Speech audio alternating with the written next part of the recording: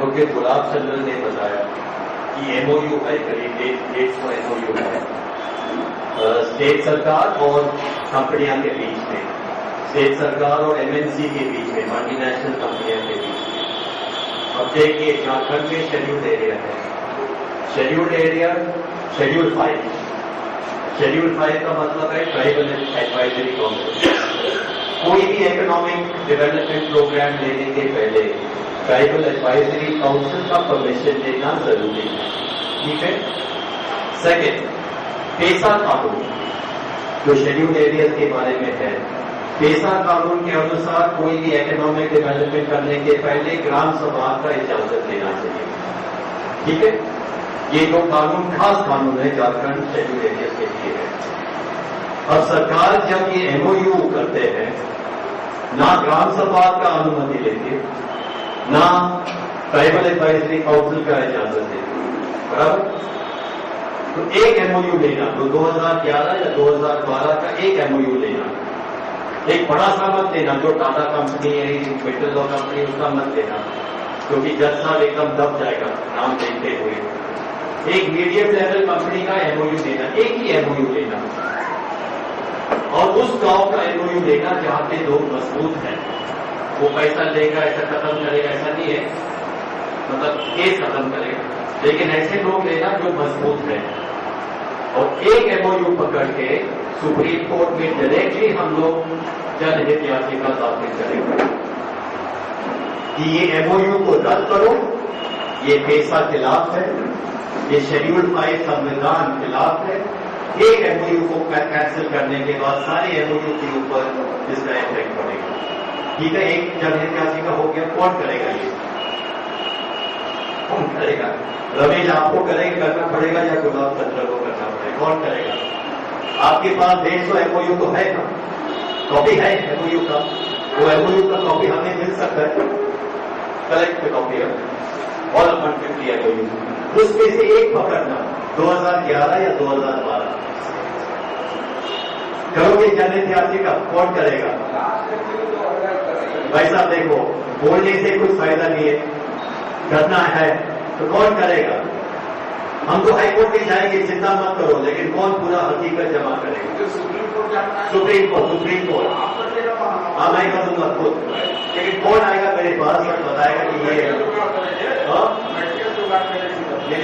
MOU निकाल के चुनने के बाद वहां के एरिया के लोग जो बेदखली होने वाला है उसको पकड़ के आप पूरा हकीकत बताना, या दिल्ली में आना, एक दिन के लिए दिल्ली में आना, मैं उसी दिन बनाऊंगा और एमओयू को रद्द करने का एक प्रयास करूंगा। उस गांव के लोग, एमओयू की वजह से उस गांव के लोग का ग्राम सभा कर सकते हैं, ग्राम सभा ऐसा वहां के लोग कुछ 20 परिवार, 25 परिवार, 30 परिवार का बेदखली होगी, उसमें से एक 2 3 4 प्रतिनिधि लाओ, 5 प्रतिनिधि लाओ, गांव के 5 प्रतिनिधि, बस, ठीक है। आपको प्रश्न है सर,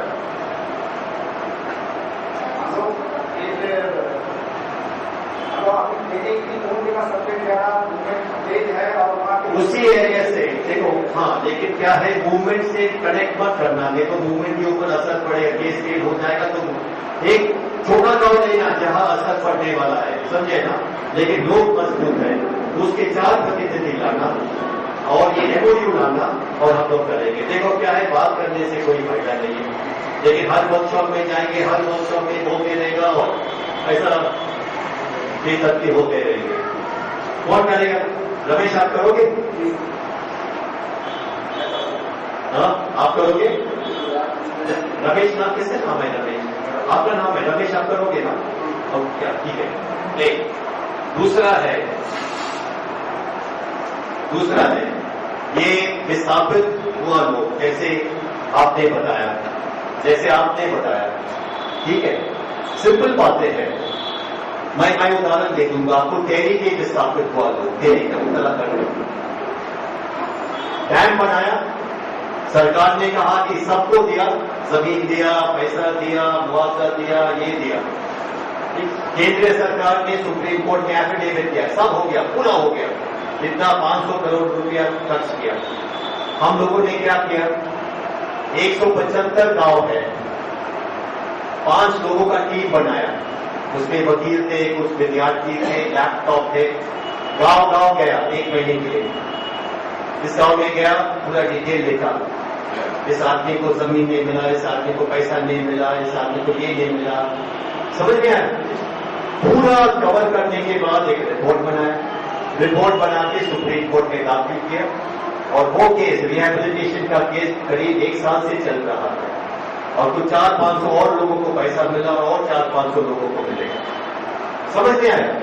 तो आप क्या करोगे, आपने एरिया बताया, एरिया में सब गलत लोगों को रिहैबिलिटेट किया सीटेड है मामला जी, रोजगार है, तो पहले तो कोयला से गुजारा कर लेता था। करेक्ट, तो क्या करोगे आप एडवोकेट हैं, सर कोशिश करेंगे, करोगे क्या, सबसे मिलेंगे और उसका इकट्ठा करेंगे, क्या क्या नहीं मिला सबसे मिलना, पूरा डिटेल लिखना, पूरा रिपोर्ट बनाना, उसके बाद हमारा काम, ठीक है।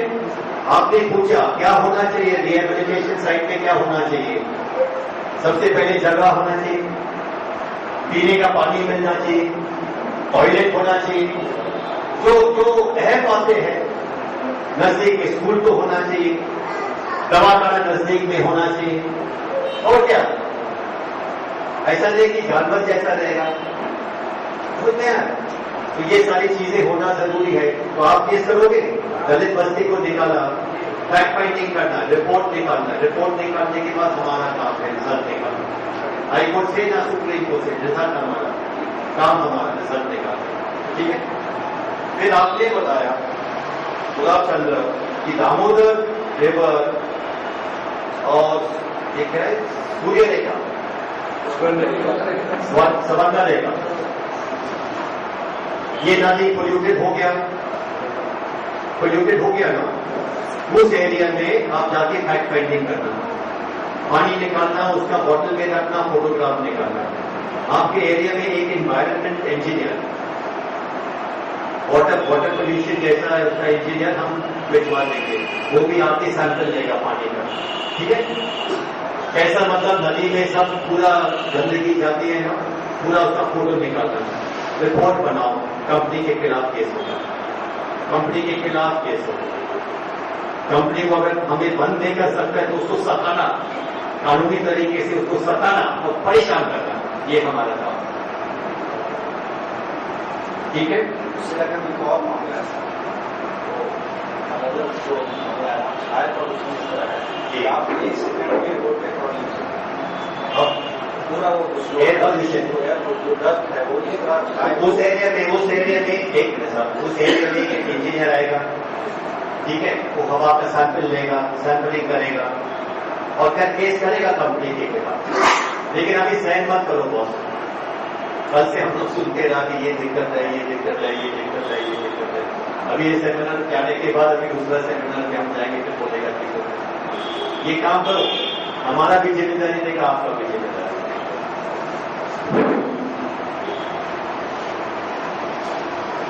दूसरे सत्र की ओर बढ़ते हैं और ये सत्र है वनाधिकार और उससे जो संबंधित मुद्दे हैं इस पर हमारे 2 साथी की बातें रखेंगे। मैं दोनों साथियों से एडवोकेट सुमित्रा बर्वे और दूसरे हैं हमारे डॉक्टर आरके सिंह, दोनों से मैं रिक्वेस्ट करता हूँ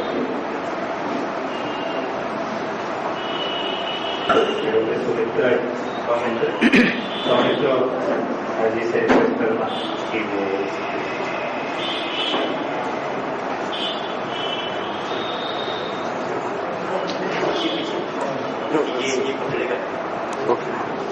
I just want to मैं यहाँ पे फॉरेस्ट राइट्स एक्ट के बारे में बात करना चाहूँ, ठीक है। ये एक्ट जिसको हम लोग वन अधिकार कानून बोलते हैं, ये पूरा इसका जो नाम ये है the scheduled rights and other traditional forest developers recognition of forest rights act, बहुत लंबा नाम है, ठीक है। पर हम लोग फॉरेस्ट राइट्स एक्ट या वन अधिकार कानून ही कहते इसको जानते हैं। आप वैसे यहाँ पे कितने जन है जो ये वन अधिकार कानून का नाम सुने हैं? आप उठाएंगे? ठीक है, तो यहाँ पे काफी लोग सुने, क्योंकि यहाँ पे काफी वकीलगण मौजूद है। मैं कल के सेशन में तो नहीं था, इसलिए मैं बहुत ज्यादा नहीं कह सकता हूँ कि 2 दिन क्या हुआ नहीं हुआ बातचीत, पर ये फॉरेस्ट राइट्स एक्ट जहां तक है, ठीक है, यहाँ पे काफी लोग सुने क्योंकि यहाँ पे काफी वकील लोग उपस्थित है। ये एक्ट के बारे में मैं 3 बातें कहूंगा बहुत ही शॉर्ट में। ये एक्ट क्या कहता है, ग्राउंड लेवल प्रॉब्लम्स क्या है इस एक्ट के इम्प्लीमेंटेशन में, ठीक है, और वो प्रॉब्लम्स का हम लोग सोल्यूशन कैसे निकाल सकते हैं, ठीक है। ये 3 स्तर पे मैं बात करना चाहता हूं। पहले फॉरेस्ट राइट्स एक्ट क्या है? फॉरेस्ट राइट्स एक्ट ये कहता है कि जो आदिवासी लोग तथा अदर ट्रेडिशनल फॉरेस्ट ड्वेलर्स या उसको हिंदी में कहते हैं वन निवासी, अन्य वन निवासी, वो लोग जो है, ठीक है, ये एक्ट कहता है कि 13 दिसंबर 2005 से पहले जो लोग उस जमीन पे रह रहे हैं, ठीक है, उनका ये अधिकार होगा। ये 2 कैटेगरी में है।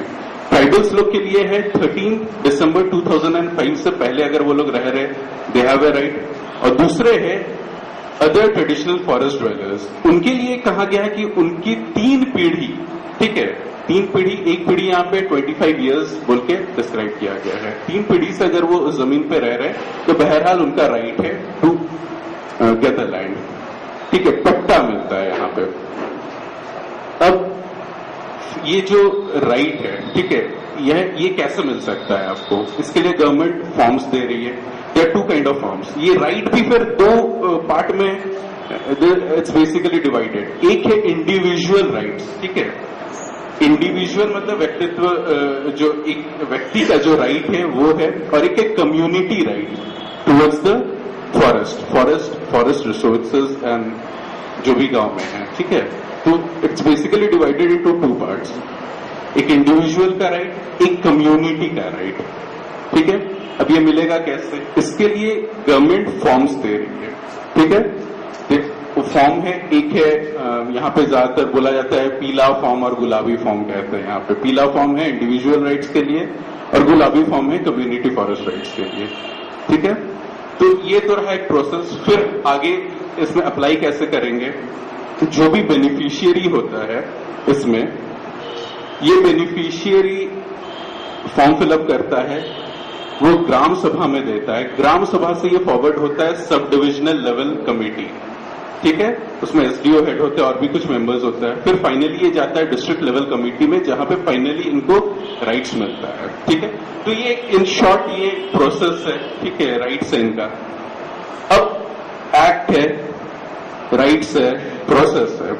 अब सबसे बड़ा सवाल, मैं बहुत एक प्रोग्राम का हिस्सा हूं, मैं कोई एक्सपर्ट नहीं हूं इस कानून के बारे में।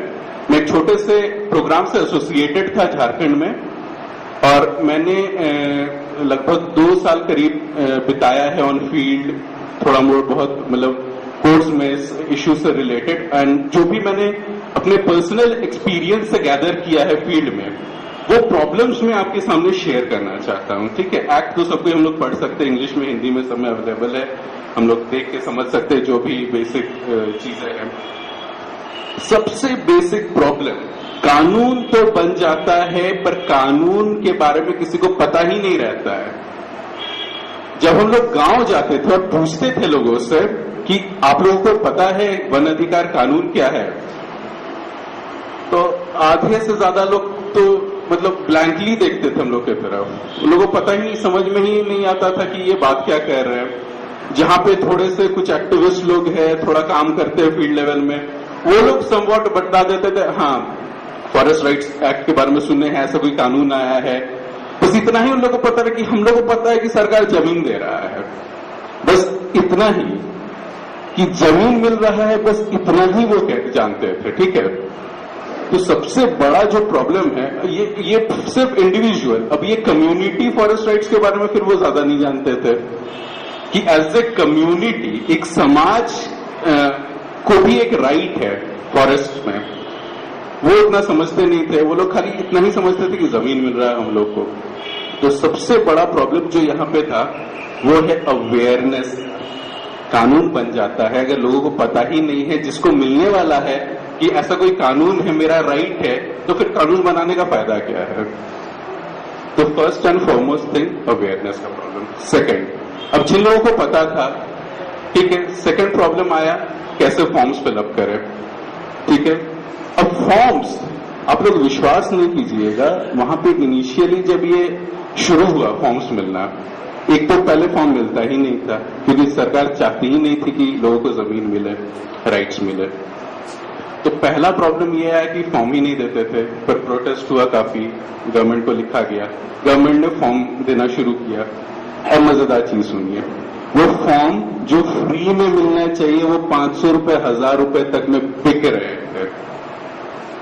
राधा दा तो काफी पुराने साथी है, वो फॉरेस्ट राइट्स पे मतलब काफी दिन से काम कर रहे हैं। ये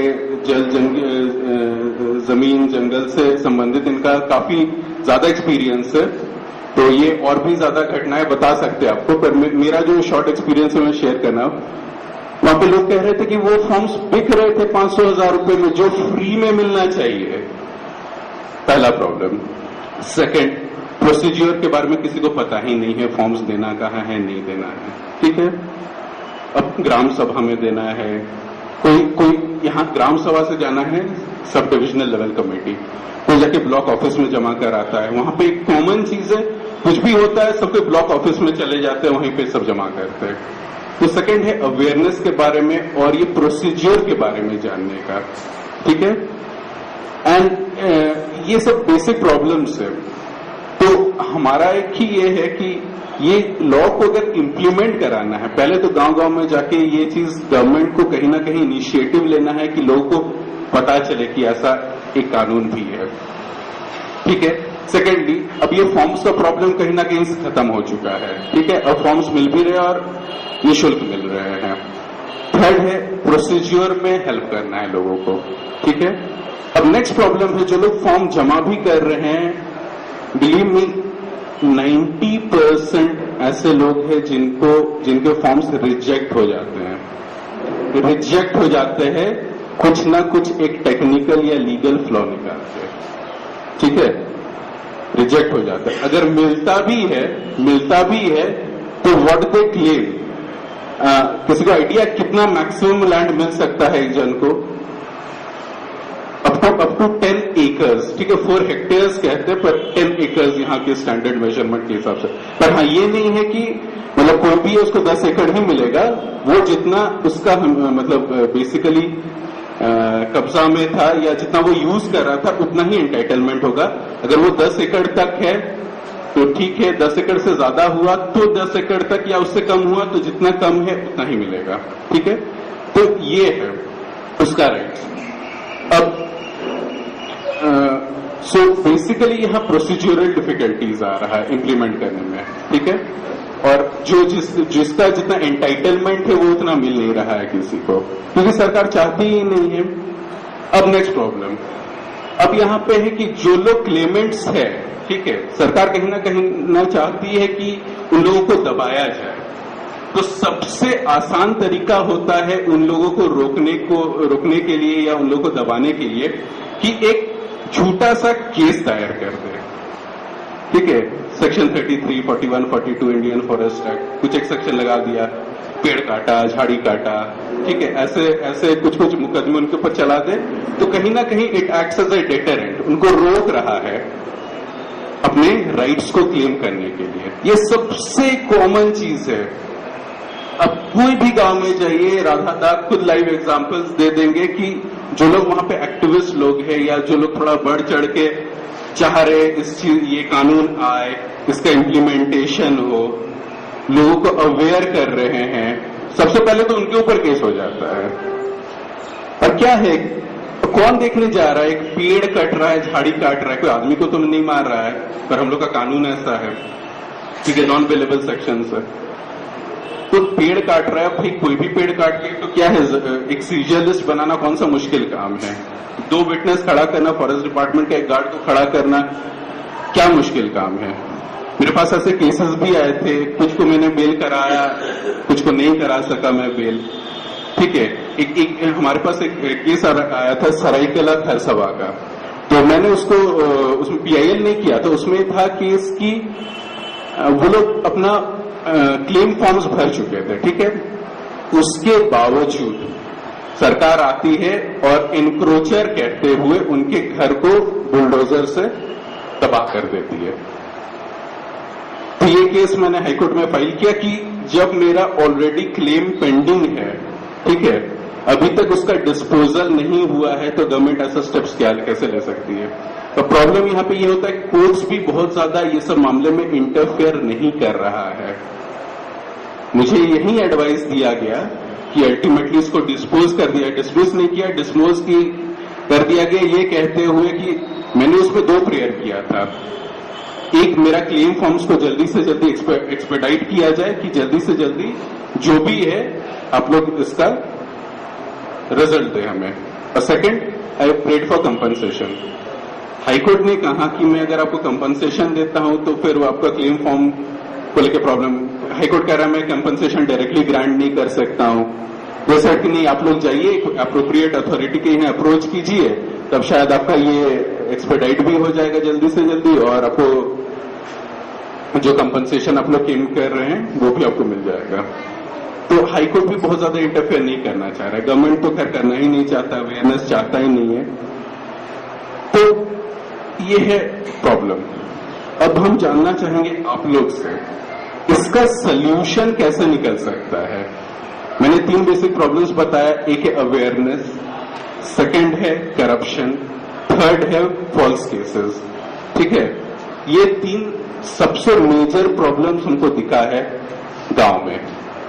अब मैं आप लोगों से पूछना चाहता हूं कि इसका सल्यूशन कैसे निकल सकता है, अवेयरनेस कैसे बढ़ेगा, करप्शन तो कहीं ना कहीं जैसे फॉर्म वॉर्म बिकने का प्रोसेस सब है वो सब कम हुआ है, कहीं कहीं पे है कि फॉर्म फॉरवर्ड करने के लिए भी कहीं घूस लिया जाता है। ठीक है, और थर्ड है इनको फॉल्स केसेस से बचाना। ये 3 बेसिक प्रॉब्लम्स है, और इसका सल्यूशन क्या हो सकता है ये आप लोग हमें बताएं। कोई यहाँ पे इसका सॉल्यूशंस कैसे निकल सकते हैं? हाँ हाँ हाँ, ये अडर ट्रेडिशनल फॉरेस्ट ड्वेलर्स के लिए हाउ टू असर्टेन दिस पीढ़ी। अब हाँ हाँ हाँ हाँ, ये इसको लेकर कंट्रोवर्सी भी बहुत ज्यादा चल रहा है, क्योंकि ये सबसे बड़ा क्वेश्चन एक हो गया कि 3 पीढ़ी साबित कैसे करें।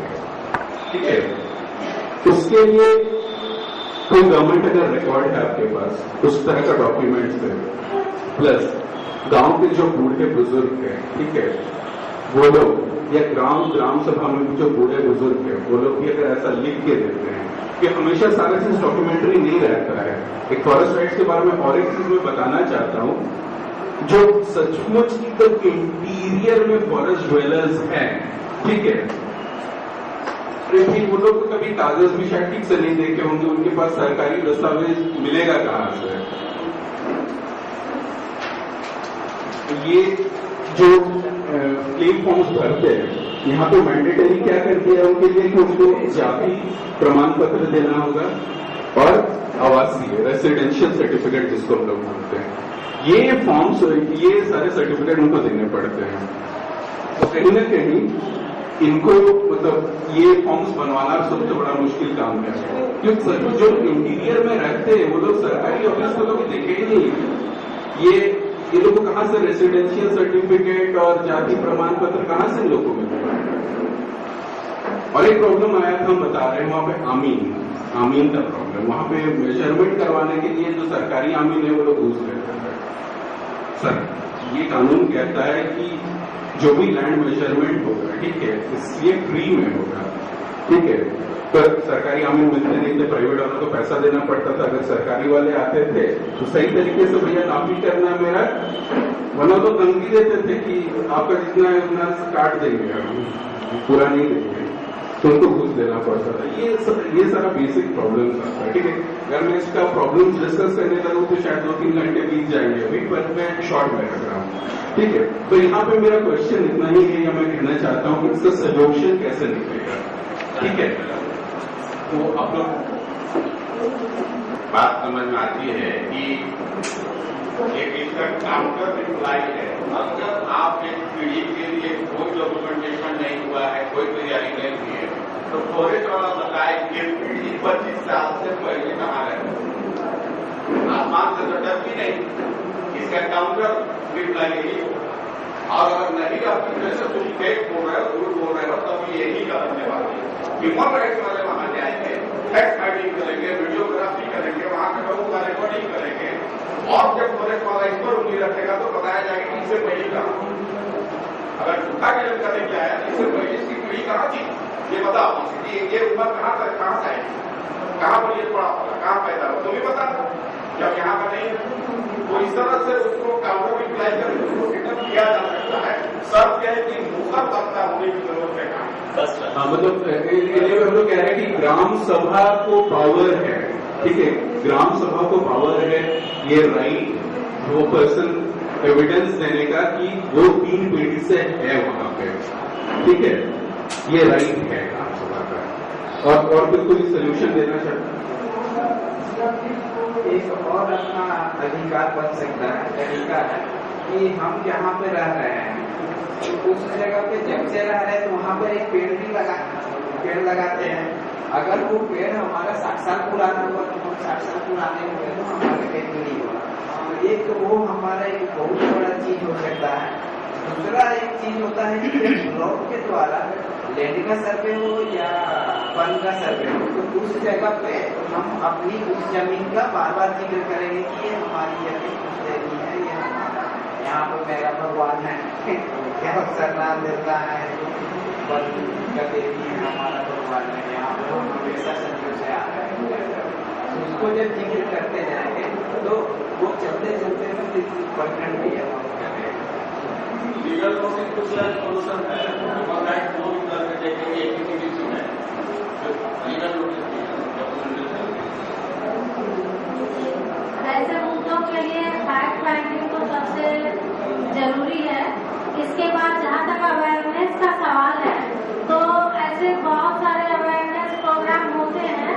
उस तरह के प्रोग्राम करने से कुछ हाथ में नहीं लगता है, बल्कि पब्लिक हियरिंग करके उस प्रॉब्लम को लेकर और उसका सॉल्यूशन करते करते यदि हम अवेयर करते करते उसका सॉल्यूशन कर देते तो फिर धरातल पर काम आ जाएगा।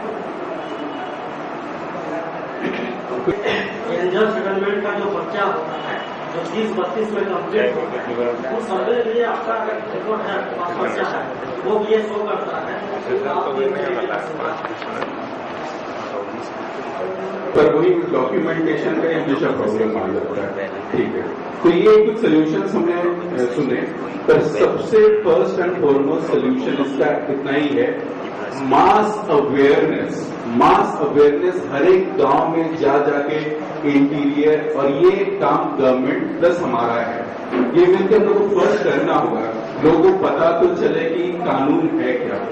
और एक प्रॉब्लम मैं बता दे रहा हूँ, ये कानून सबसे जितना टाइम बढ़ते जाएगा, ठीक है, ये कानून धीरे धीरे लोग और भूलते जाएंगे, इसका अवेयरनेस नहीं बढ़ेगा। क्यों बता रहा हूँ, यहाँ पे एक डेट ड्रॉ कर दिया गया है 13 दिसंबर 2005, ठीक है। जब ये कानून आया था 2006 में, तब मुझे ताज़ा था, लोग पता नहीं था।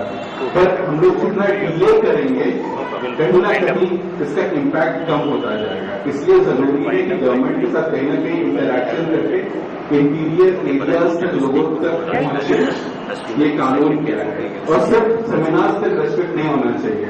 मैं हर गांव में जाता था, मैं कहता था कि जब आप लोग ग्राम सभा करते हैं तो सिर्फ ग्राम सभा को राशन कार्ड और लाल कार्ड बस उतना तक ही सीमित मत रखा कीजिए। आप लोग ये बहुत एक इम्पोर्टेंट राइट है, और ये राइट का सबसे बड़ा खासियत क्या है ना कि इसको ये नॉन ट्रांसफरेबल राइट है, ये हेरिटेबल है। इसको आप बेच नहीं सकते। आपको अगर पट्टा मिलता, आपको जमीन मिलता, आप उसको बेच नहीं सकते। आपका जो संतान होगा वो भी एंटाइटल्ड होगा उसमें उस राइट को कंटिन्यू करने के लिए, ठीक है। तो ये है सबसे इम्पोर्टेंट बात, ठीक है। यहाँ पे मैं विराम करना चाहता हूँ, ठीक है। बहुत बहुत धन्यवाद आपको। आज के इस सभा की अध्यक्षता कर रहे हमारे बड़े भाई और सभा में उपस्थित सभी भैया बहनों को मेरे ओर से हार्दिक जोहार। मैं सबसे क्षमा मांगूंगा पहले कि कल भी उपस्थित होने का था, विशेष कारण से नहीं आने सके और आज भी थोड़ा सा गाड़ी का प्रॉब्लम के चलते हमें लेट से आया, इसलिए मुझे क्षमा करेंगे। ये जो जंगल का सवाल है, बाकी सब सवाल से जंगल का सवाल सबसे ज्यादा जटिल लगता है। ये जल जंगल जमीन की लड़ाई आज का ये नया लड़ाई नहीं है, ये बहुत ही पुराना लड़ाई है। हमको ऐसा अनुमान लगता है कि जब से मानव समाज के रूप में रहने लगा तब से ये जल जंगल जमीन की लड़ाई भी शुरू हुई और वो आज विकराल रूप धारण कर लिया है। ये आजादी के पहले भी ये लड़ाई थी और आजादी के बाद भी ये लड़ाई जारी है।